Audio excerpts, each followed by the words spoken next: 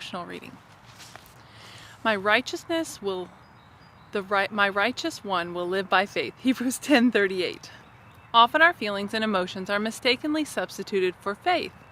Pleasurable emotions and deep, satisfying experiences are part of the Christian life, but they are not the essence of it. Trials, conflicts, battles, and testings lie along the way and are to be counted not as misfortunes, but rather as part of our necessary discipline. In all of these various experiences, we are to rely on the indwelling of Christ in our hearts, regardless of our feelings, as we walk obediently before Him. And this is where many Christians get into trouble. They try to walk by feelings rather than by faith. Be sure to distinguish between the fact of God's presence and the feeling of the fact.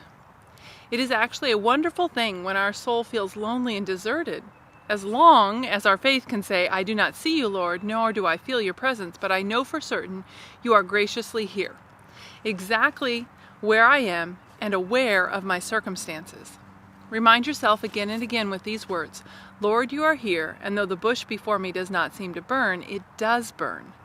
I will take the shoes from my feet, for the place where I am standing is holy ground. Exodus 3, verse 5. Trust God's word and His power more than you trust your own feelings and experiences.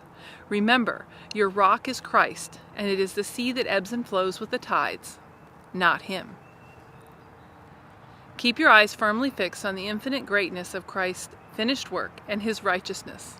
Look to Jesus and believe. Look to Jesus and live. In fact, as you look to Him, unfurl your sails and bravely face the raging storms on the sea of life. Do not exhibit your distrust by staying in the security of the calm harbor or by sleeping comfortably through your life. Do not allow your life and emotions to be tossed back and forth against each other like ships idly moored at port. The Christian life is not one of listless brooding over our emotions or slowly drifting our keel of faith through shallow waters. Nor is it one of dragging our anchor of hope through the settling mud of the bay as if we are afraid of encountering a healthy breeze. Sail away! Spread your sea toward the storm and trust in Him with the one who rules the raging seas. A brightly colored bird is safest when in flight. If its nest is near the ground or if it flies too low, it exposes itself to the hunter's trap or net.